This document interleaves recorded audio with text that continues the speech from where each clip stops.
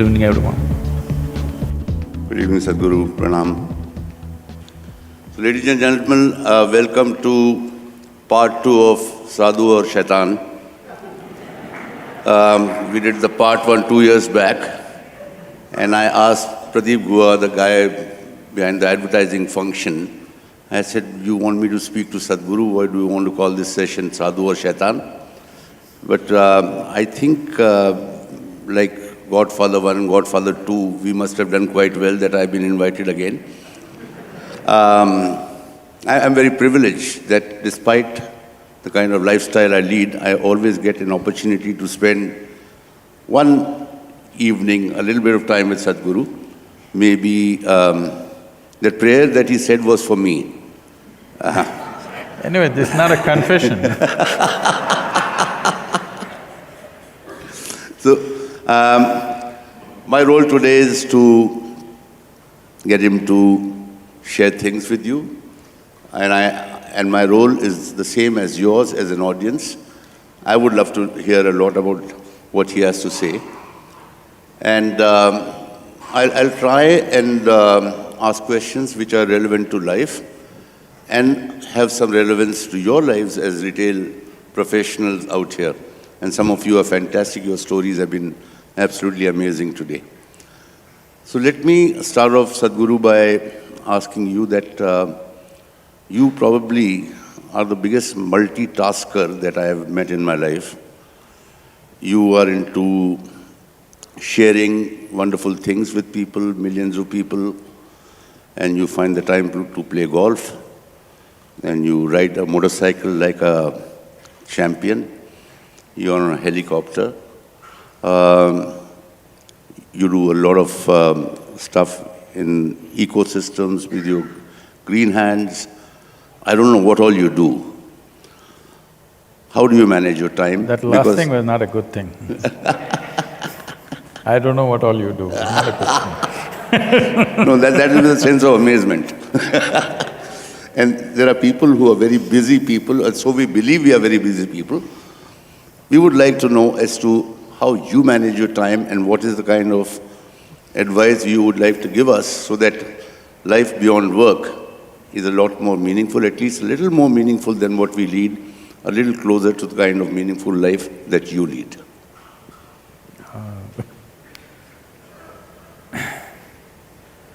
From what I observe from people, as I travel more and more, meet various kinds of people in business, academics, science, and regular people all over the world. What I see is most people in the 24 hours that we have per day, they're more preoccupied than busy. That is, their own thoughts and their own emotions are such a big issue that most of their time is spent dealing with that. They may be working, but in their work, a lot of struggles are within themselves. If you are in any kind of sport or any creativity, you would know that a little struggle means your ball will go somewhere else, your ragam thalam will go somewhere else, your painting will go somewhere else, nothing will happen properly. Or in other words, what could happen very simply, unfortunately happens with lots of difficulty. This is mainly because they have been given a phenomenal gadget or a phenomenal machine, which is the human mechanism, above all, a phenomenal dimension called the mind. They are trying to operate this phenomenal machine or a gadget or a computer, if you'd like to call it, without reading the user's manual. Every day struggling with their own stuff, and it doesn't get solved before they're 20 or something. till their last day on their deathbed, they're still struggling with the same things, their thoughts and their emotions. If they learn to sort this out very early in their life, I'm sure they can work half the number of hours that they're working and be a lot more productive than the way they are right now. My effort is to bring this possibility to people's lives, that you can live life with ease, not with struggle. One thing is, when we say work, it's many young people, wonderful people who are getting recognized for whatever wonderful things they have done, leaving them apart, but generally work means always been… people have been taught that they must work hard. Nobody told them they must work joyfully. Nobody told them their work should be an expression of their joy or their love. They have to work hard. If you work hard, life will be tedious. How else will it be? You will do something hard only because you don't know how to do it. If you know how to do it, you would do it with ease. So without learning how to do something, if we try to do it, without investing enough time in perception, if life is all expression, then life becomes a big struggle. Most people are not doing anything except earning a living, maybe reproducing and dying one day. Nothing more. They may believe they're doing many things, but this is all they're doing. Eating, sleeping, reproducing, dying one day. That is such a big fuss. Every other creature is able to do this, from an earthworm to an insect to anything and anything. Everybody is doing this. They all earn their own living, they eat, they sleep, they reproduce and they die. With 1/1,000,000th of our brain, they're able to do it. With this big brain, human beings are struggling not with the things that they're doing, they're struggling with the brain itself. Their own intelligence has become a serious problem. What is the biggest boon in our life? What is the greatest benefaction in our life, which is our intelligence? This has become a problem because they don't know how to hold it, they don't know how to use it, constantly it works against themselves. When I say it works against you, people may call all kinds of names, may use all kinds of words to describe this. They may call it stress, they may call it tension, they may call it misery, they may call it depression, they may call it anxiety, they may call it madness. Essentially, it's your intelligence turned against you. Your intelligence is not working for you, it's working against you. So my fundamental work is this, that at least your body and your mind should work for you. Nobody else may work for you, it doesn't matter. At least your body and your intelligence must work for you. If this one thing happens, you living blissfully, gracefully, effectively is a natural consequence. One of the other things which I found very important to us as a society, as a country, which came up when Nagesh was speaking earlier, just before you came in, that in our society there is a bias towards skill, against skill.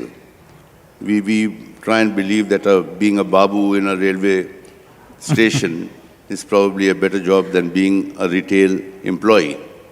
And Nagesh said that some of the people think that the moment a girl's father gets to know that the prospective boy works in a shop, he says, "Humko to ladki nahi milti hai." There is a bias against skill. Because usually the father believes he's supposed to catch a customer. So, retail business means you have maximum contact with customers. So you're supposed to find your bride, you shouldn't bother your father. Yeah, they find a lot of… they always find… These people find the girls, but the girl's father doesn't want to give the girl to them. That's the problem. I think that's a huge need of the country at this point of time, and heard that the Principal Secretary of Skills of Maharashtra is here, people are here. I think there are two things that come to my mind. One is the way society looks at skills in a bit derogatory fashion, and two is the self-respect of a skilled worker. I personally believe that if you are confident about yourself, the world will change itself. I would like you to comment on this because it's very relevant to some very hard-working people here, that they get the respect in society and they learn to self-respect themselves in the years ahead of us. The world respecting you is the quality of the world around you. If they are that kind, they will respect you. But I know a lot has been said about this, but you respecting yourself, I think is a little crazy. Respect is between two people, but I'm asking anybody here, isn't respect between two people? That you respect somebody for who they are. I respect myself, you must be mad. Because these things, like this is a big thing, in America, people are saying, all these days they used to say, I believe in God. Now they say, I believe in myself.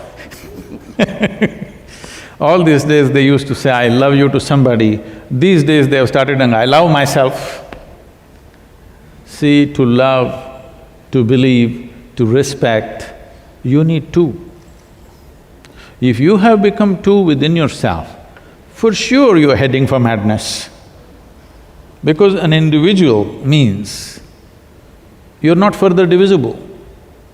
If you become two within yourself, then you're working towards madness. You're working hard and you may succeed. Yeah. If you really become two, then we say you're schizophrenic, isn't it? So, this has been worked in so many different ways by religious people, by New Age philosophers, all kinds. I love myself, I respect myself, I believe in myself, me and my ego, me and my soul, all kinds of things. I'm asking you, all of you, within your body, are you one person or two people? Please make up your mind right now. One or two? Hello? That means you're healthy. If you are two, either you're schizophrenic or you're possessed. You need either a psychiatrist or an exorcist.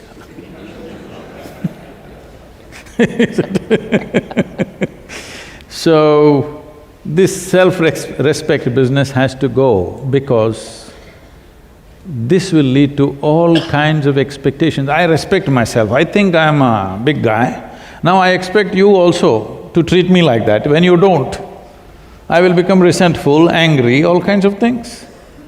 There is no need for me to respect myself. But if I respect somebody, it may not even be because of their quality, it is because of my quality I respect somebody, isn't it? See, you looking up to something not necessarily mean that that person is in a fantastic place. It is just that you're in a place of learning, you're in a place of moving upward in your life, so you're looking up. You're looking up to something means you're moving upward. If you're looking down upon something means you're moving downward, isn't it? So, respect is between two people. I don't see how it is applicable. Within myself, I respect myself, I believe myself, I love myself. These are all statements of the insane. But unfortunately, it's spread across the world, it's becoming the fashion of the day. I'm sorry. I'll make it a little more focused towards the people out here.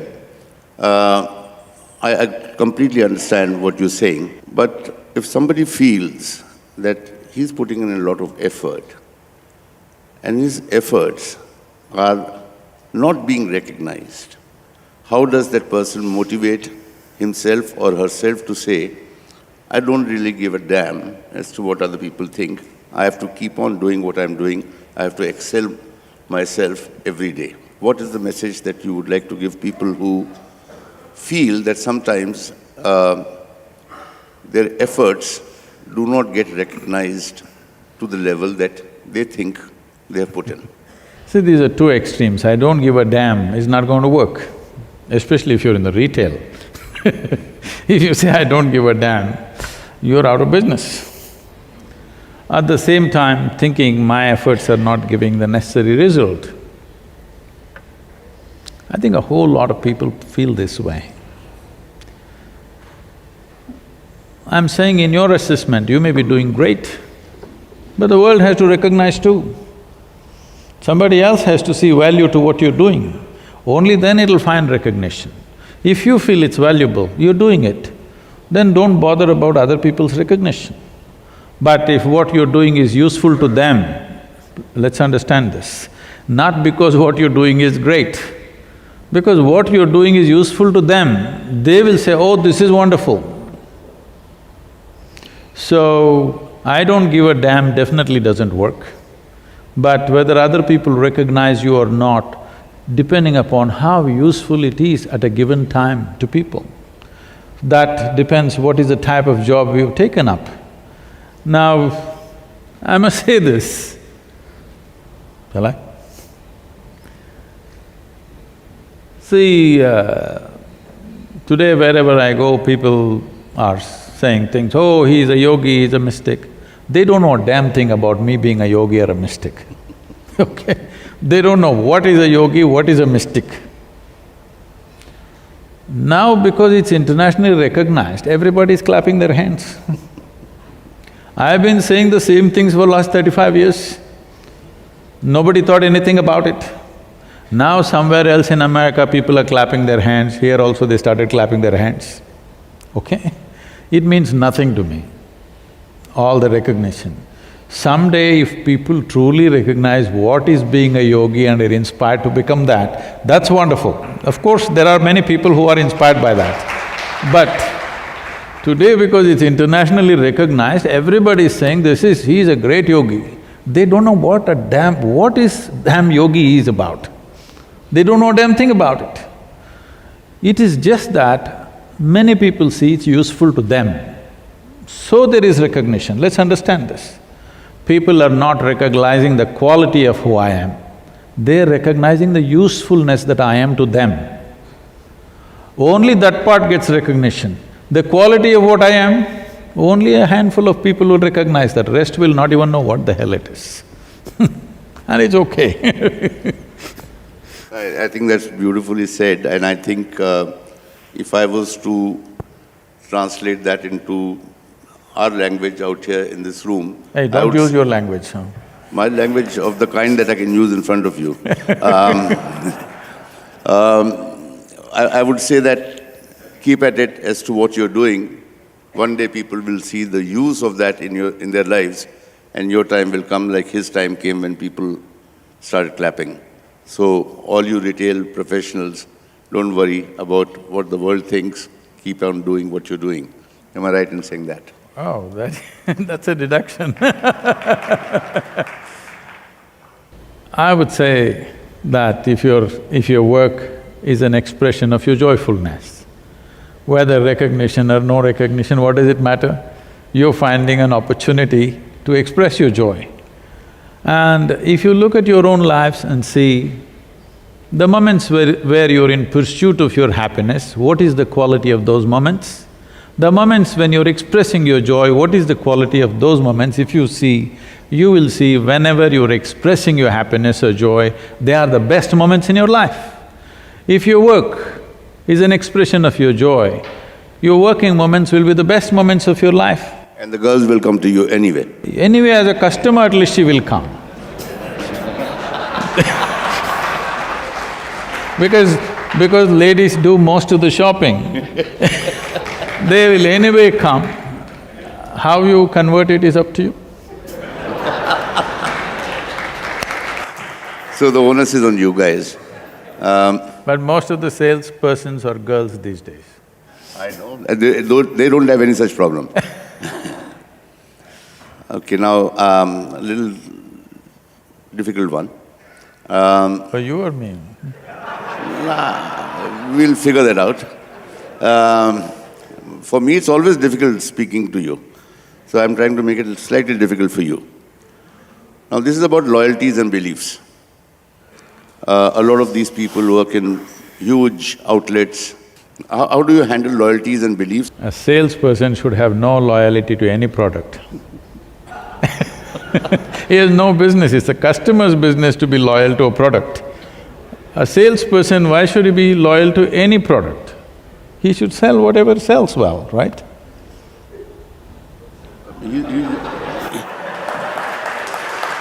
You're trying to… His job is to sell things that are not selling well. No, the question is, are you trying to run a business or are you trying to propagate a philosophy?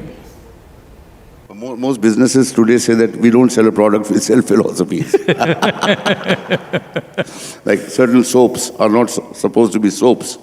They are a self-expression of people. I must tell you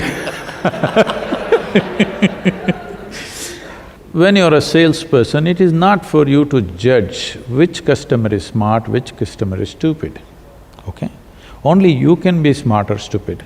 Customer has the right, it's his money, he can choose to buy whatever the hell he wants. It's not your business to judge, oh, this is a stupid customer, this is a smart customer, no. Your smart or stupid is the only question. Customer is the king because it's his money. He can buy whatever the hell he wants, it's nobody's business, it's his money. In today's day and scenario, what is it that service, as you said earlier, it is what the other person thinks of you, not what you think of yourself. What is it that you would like to share with the people out here about the role of service and equate it to the meaning of service in our lives? About this service business, so we need to understand this. In our lives, we do many things. When we do many things, we find in certain areas of life, the more opportunity we get to do something, more privileged we feel. In certain other places, we think if whatever little we do, we are doing too much. When do we feel that we are doing too much for somebody? When we have no love for them of any kind, our heart is barren, then if I lift a pin for you, I feel I've done too much for you already. Because I've done great service for you, picking this up and giving it to you. But if I have love for you, not as love for you or love for somebody else, simply that, see, we need to understand this. Certain pleasantness of your emotion is love. If you hold yourself in a certain pleasantness of emotion and you're loving, not just to this or that, you're just loving, then you will see you're willing to do as much as you can do. Of course, there are limits to our physical ability to do things, but whatever I can do, I will do. In anybody's life, this is all there is. In our lives, if we do not do what we cannot do, there is no problem. But in our lives, if we do not do what we can do, we are a disastrous life. So, first of all, bringing ourselves to a place within ourselves that we ourselves will not be a restriction to our own ability to do things in the world. This is only possible when you have love for everything around you. Love is not about somebody, first of all. Love is the way you are, when you are loving. As you are happy, you can be loving. Pleasantness of the mind may be called joy, pleasantness of the heart may be called love.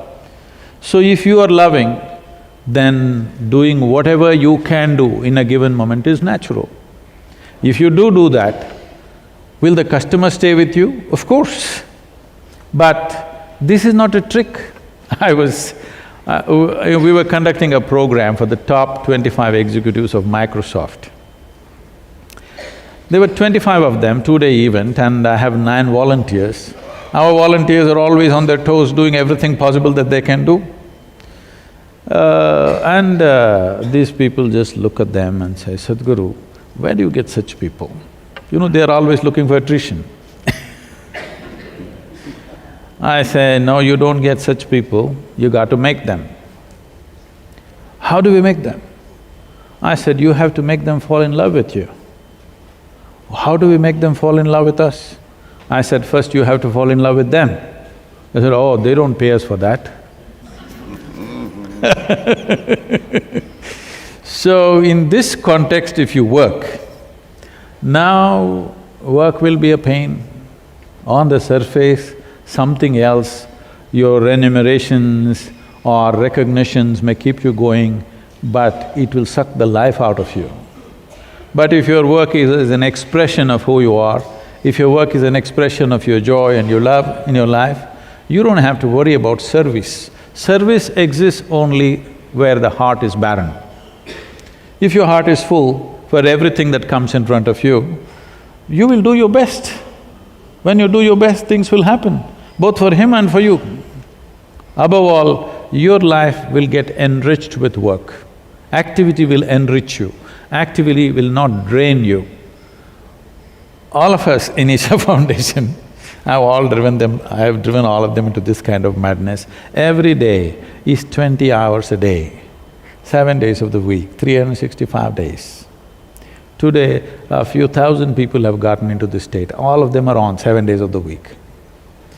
People think these people are… what are they, possessed with something? But joyfully they'll go around and do. See, it's not even 24 hours since I landed from United States. Already I've finished 2 events and come and I'm traveling to Delhi today evening. So people ask, are you trying to kill yourself? Anyway, you're going to die. Are you going to die of exhaustion or boredom? I don't want to die of boredom for sure, that's decided. I may die of exhaustion, but that's okay. At least you're doing what you really care to do. In your life, if you're constantly creating what you care to create, then you find you don't have to do any service. If I ask all of you, doesn't matter retail or wholesale you are, for yourself and for everybody around you, what is it that you want to create? To create a peaceful you, a joyful you, a loving you is what you're looking for, isn't it? You're trying to achieve it in so many different ways. Pleasantness within yourself, is it not very important? Hello? You want to be a pleasant life. What is it that you want from your life? You want your experience of life to be as pleasant as possible. You may call it peace, you may call it joy, you may call it pleasure, you may call it health, you may call it love, you may call it ecstasy. It doesn't matter what you call it, essentially different levels of pleasantness.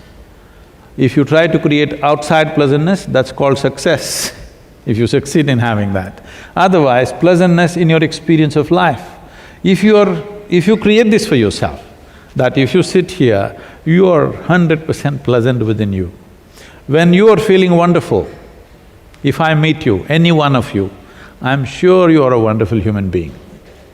But when you are feeling nasty, when you're feeling miserable, when you're feeling frustrated, if I meet you, you could be a nasty human being, yes or no? Is this not true for every human being? So instead of doing service and sacrifice and all kinds of terrible things in this life, if you keep this piece of life in a very pleasant condition, you will always be pleasant to everything and everybody around you. There is no effort in this. The only effort you have to do is to figure out within this how to keep this pleasant, little sadhana, to keep this one pleasant. If you keep this pleasant, every act, every thought, every emotion that you generate will naturally be pleasant, yes or no? Yes or no? Yes. If I meet you when you're very happy, are you not a wonderful, wonderful human being? Almost 24% of our time, resource and energy has been spent in the prisons, both in India and outside. If you look at this… the history sheets of these people, normally we're working with long-term prisoners, they've done terrible things in their life. I know them very well now. If you let all of them out tomorrow morning, at least 50% of the people will do the same things again. They're not by intention, many of them, by compulsion, they'll do the same things.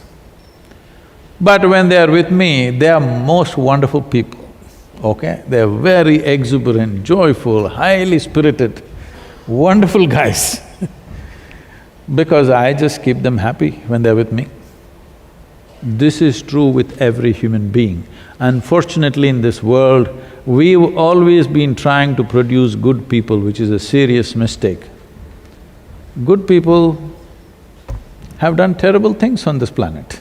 The more good they think they are, more terrible things they've done to other people. But a joyful person very rarely does anything harmful to somebody else because it doesn't occur to him. He's not trying to be good, he's just feeling wonderful. Naturally, he will do wonderful things to people. We have to invest in producing joyful and sensible human beings on the planet, not good people, because the more good they are, the more they are in conflict with everything else. Please see, where is the conflict? The more good you think you are, the more fighting you are. We don't need good people, we can send them to heaven.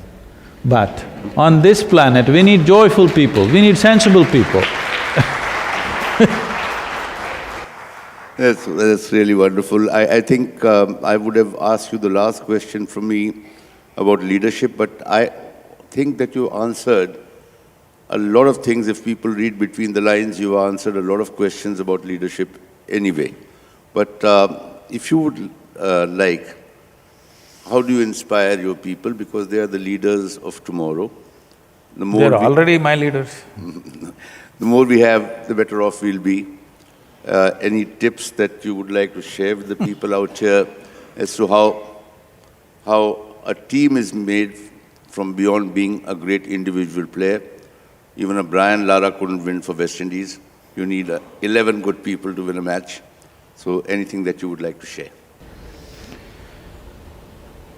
India, in my perception, is a tremendous talent pool.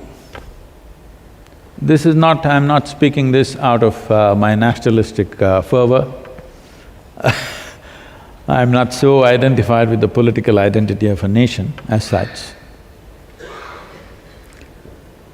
But what I see is, having spoken to all kinds of people across the world, you know, I've spoken in large universities, scientific community which have very keen minds, academics and others, but on an average, if you pick up a bunch of 100 people off the streets of Mumbai or Bangalore or Chennai or somewhere, you will find generally they are of a higher intellect than what you can pick up anywhere in the world, believe me. I'm not saying this because I'm an Indian. Generally, natural intellect is very high, but it is one of the most disorganized intellects. They have intelligence, but organization has not happened, which essentially means lack of leadership.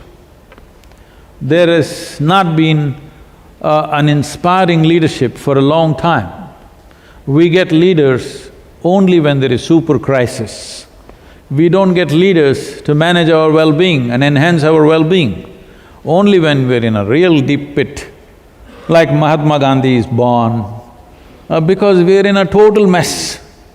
Somebody else has occupied us and everything bad has been done to us. Now one leader props up out of desperation.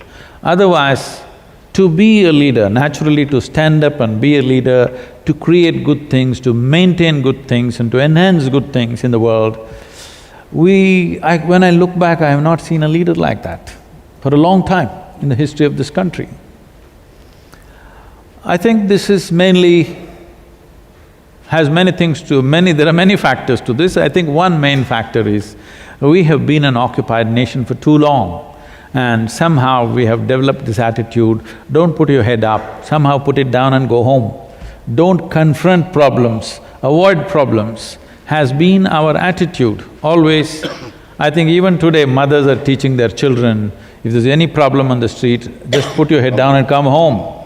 Don't try to fix it, that's not your problem. Essentially, a leader means in some way you're willing to confront problems.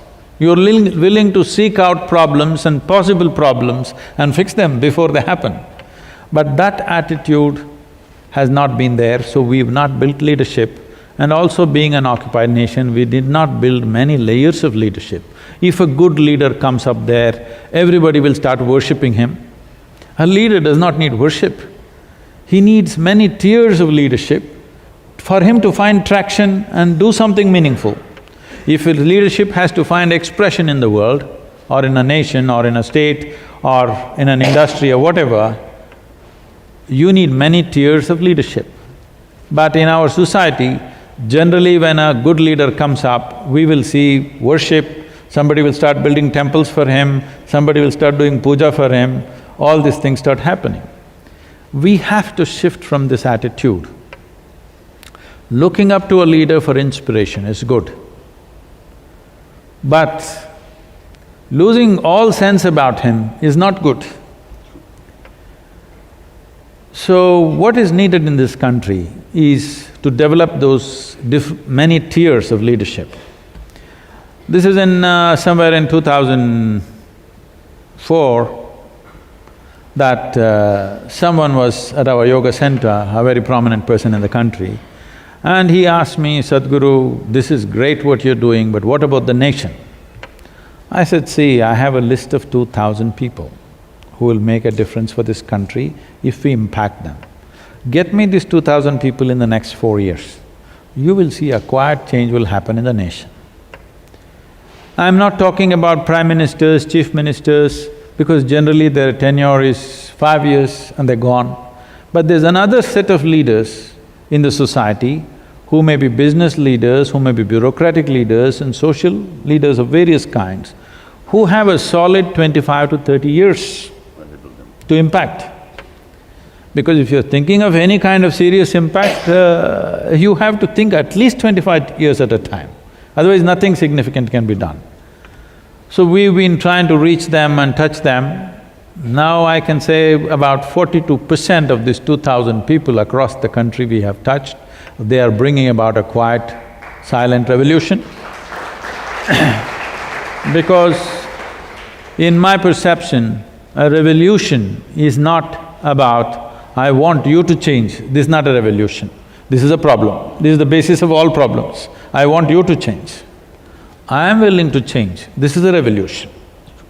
To bring this forth in everybody, whatever is needed for the situation, I am willing to change myself and do my best in this given situation. This is a revolution. This is the revolution we need in this country right now, because everybody is stuck to their own mindsets, their own caste, their own creeds, their own whatever, different kinds of things. Everybody is an activist for his own causes. There is no bloody cause which is good enough in this world except human well-being. There is no other cause which is worthy of human attention. If we don't dedicate ourselves to that, if we dedicate ourselves to that, everyone in some way will become a leader. If your fundamental thing when you step out of your home, if your thing is, today wherever possible, whichever way possible, I will impact as many people as possible. What I'm saying is, let's say you come in touch with 10 people. If 10 people come your way today, you can either impact them positively or negatively, or you can let it pass by. Whatever the nature of your job, whether you are just a salesperson, sales manager, manager, whatever you are up there, even if you're a beggar on the street, you know, beggar has the maximum number of clients per day. It doesn't matter who you are. I have seen beggars who are positively impacting anybody who comes to them, they're saying the right things. I'm saying in every possible way, either you can positively impact somebody, negatively impact somebody, or let it pass. So according to one's capacity to do things, depending upon one's intelligence, competence, capability and the position that we hold at a given moment, our impact may be small or big, but we can impact. If we exercise this right, if we exercise this choice every moment of our life, wherever you are, you always impact whoever comes in touch with you, you will positively impact them in whatever way possible.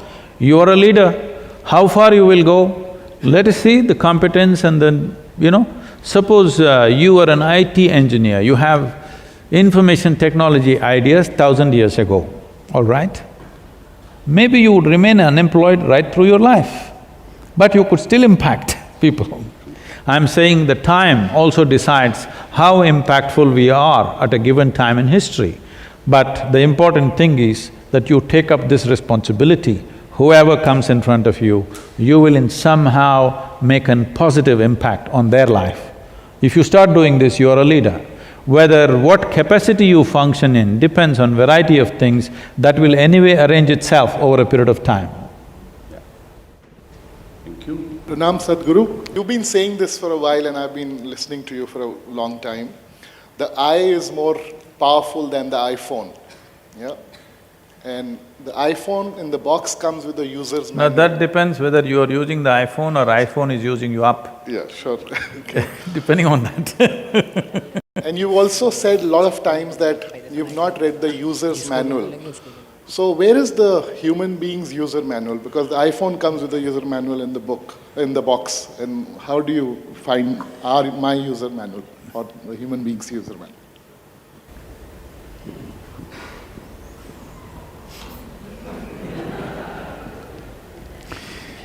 So, please don't go and browse through the bookstores.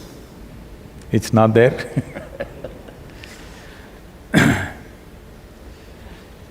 See, when you say me or I, you may have many ideas about what is me. But essentially, whatever ideas and ideologies you might have developed around you, essentially you're a piece of life, yes? Yes or no? None of you saying anything? Are you life or are you something? Now I am having doubts. Are you life? Show me that you're life. Huh?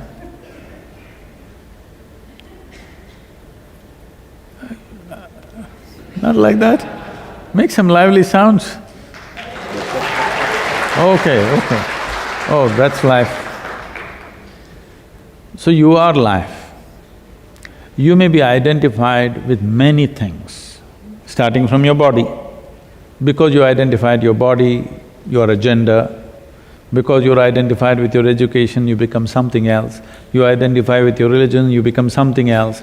Like this, you go on multiplying your identities many different ways.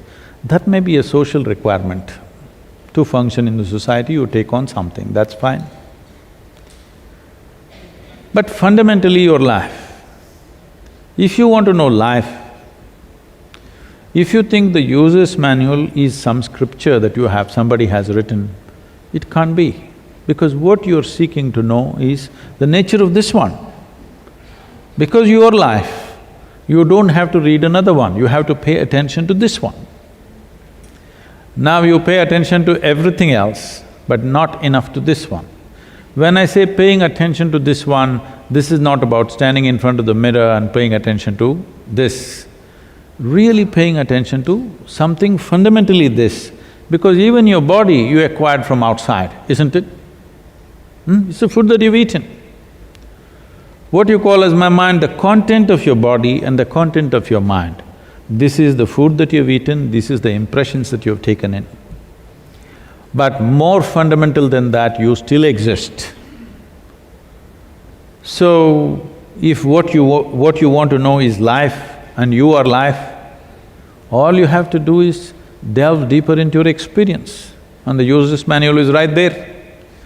And life is not something that you use, life is something that you allow it to blossom and flourish.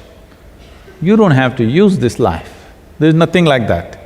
You just have to allow it to blossom to its fullest possibility. If it blossoms, then it will do the best possible things. See, every life on this planet, whether it is a worm or an insect or a bird or a tree, every one of them is trying to become a full-fledged life, isn't it? A mango tree is not trying to become a coconut tree. I'm sorry to mention mangoes a little early in the season, But a mango tree is aspiring to become a full-fledged mango tree. But we know what is a full-fledged earthworm, we know what is a full-fledged grasshopper, we know what is a full-fledged tree, but we do not know what is a full-fledged human being. Because whatever you become in your life, you will notice that you would want to be something more. If that something more happens, you want to be something more. If that something happens, you want to be something more. Yes or no? Wherever you are right now in your life, you still want to be something more. If you really look at this, you will see what you want is a limitless expansion. You're not looking for this much or that much, you're looking for an infinite expansion. If you're looking for an infinite expansion, how do you get there? You're looking for infinite expansion through physical means. This is never going to be fulfilled because physical means it has a defined boundary. The fundamentals of physicality is, it must have a defined boundary. If there is no boundary, you cannot call it physical anymore. Right now, there is something within you longing for an infinite expansion, but you're trying to give it physical means. How you're longing to find expansion is finding expression is. If it finds a very basic physical expression, we call this sexuality. Something that is not you, you want to make that a part of yourself, that's the effort. If it finds an emotional expression, we will call that love, because something that is not you, you're trying to wrap it with your emotions and make it a part of yourself. If it finds a mental expression, it gets labeled as greed, ambition, conquest, or simply shopping. Of course, you're not against that. All these are the same effort that a human being is trying to be something more than what they are right now. But all of you have lived long enough to know, more is not going to settle you, you want all of it. Even if I make you the king or queen of this planet, still you will look at the remaining galaxies, yes or no?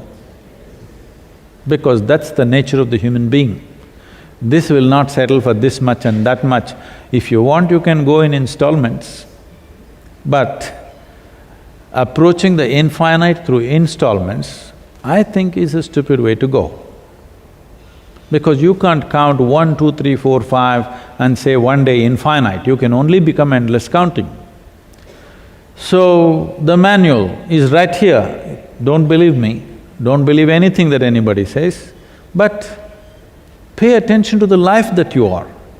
Not your thought, not your emotion, not your physical structure, but the fundamental life that you are. If you pay enough attention to that, everything you want to know about life is right here. You don't have to listen to anybody's discourses, you don't have to read anybody's scriptures, you don't have to listen to anybody's teachings, because what you know about… what you need to know about life is yours fundamentally, because you are life. If you are not life, then you will have to do graduation about life, then you have to do masters about life, then you have to do research about life. But you are life. Are you? You're not accepting this, are you? Are you 100% life? If you are life, no study needed about it. You just have to… you're too identified with other things, accessories of life. You are so identified with accessories of life, what you are has not come into your perspective. You carry the accessories to the extent you want, to the extent you need. Anything more if you carry, your life will become distorted and ugly. But fundamentally your life, what is the quality of this life? Have you allowed it to blossom or have you kept it constipated? That's a question. If it blossoms, it reads it to you. Pranam Sadhguru, here. Oh, okay.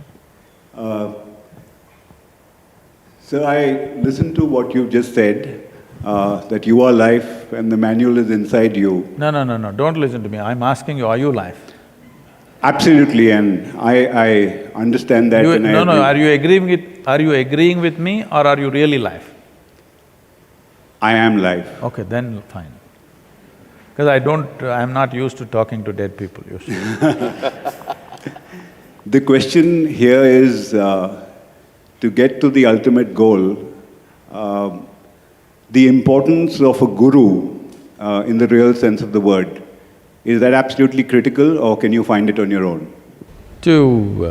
If you want to walk an uncharted terrain, a terrain that you're not familiar with. It's good to take the help of a person who's already walked the terrain. It's just sensible, that's all. Every year, we trek in the Himalayas. I've been trekking for over 35, almost 40 years I've been trekking in the Himalayas. Now, for 11, 12 years I've been trekking in Tibet. But when I'm in the mountains, this illiterate mountain guy, one Sherpa or somebody, he simply says like this. Go like that. In my mind, I think maybe this is better, but he says this, I go that way, he says that, I go that way. It's because it's just sensible. Sometimes I may know little better than him on a few things, but still it's better to follow him there, because one mistake if you make, it'll take days to correct that mistake, and it's very expensive. Sometimes it could be life. So when you're walking on uncharted terrain, a terrain that you're not familiar with, it is sensible to take guidance. This thing about, do I need a guru, can't I do it myself? Of course you can do it by yourself. It is just that, to find something that is next door, you may go around the world and come back. This happened. Someone came looking for Isha Yoga Center near Coimbatore. They came to a local village and they asked one village boy there, how far is Isha Yoga Center? The boy said, well, it's 24,996 miles. They said, what, that's far? He said, yeah, the way you're going, if you turn around, it's 4 miles.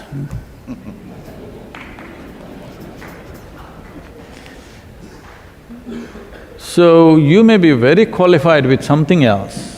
When it comes to a certain aspect of life, you talk to people who have walked the terrain before you. That's all it is. Because it's a completely uncharted terrain, largely because it's an inward terrain, you seek help, otherwise what is right here you may take a lifetime. The intent is that you find it today or as quickly as possible and enjoy the fruit of that for the rest of your life. But most people think their spiritual seeking should happen at the end of their life. That's unfortunate. Knowing this piece of life in its entirety, should it happen at the beginning of your life or the end of your life? Life should begin with spiritual process. Do not think spiritual process means looking up, looking down, going to the temple. No, this is not what it is. It's about turning inward. This is about knowing this piece of life absolutely. Even he was talking about the phone. Even if you have to use a simple gadget like a phone, the more you know about it, the better you can use it. Is it so? Is it so? Why is that not true with this? This is all self-realization means, let me make it very simple. If you know everything that you need to know about this, that means you're self-realized. You know it in only parts, so you use it only in parts. If you know everything about this, you can use it in a phenomenal way. In a truly phenomenal way, you can use this. And this should happen at the earliest possible time in your life, not on your deathbed. Right. We call it a day. Sadhguru, as always, thank you so much, sir, on behalf of all of us here, and pranam.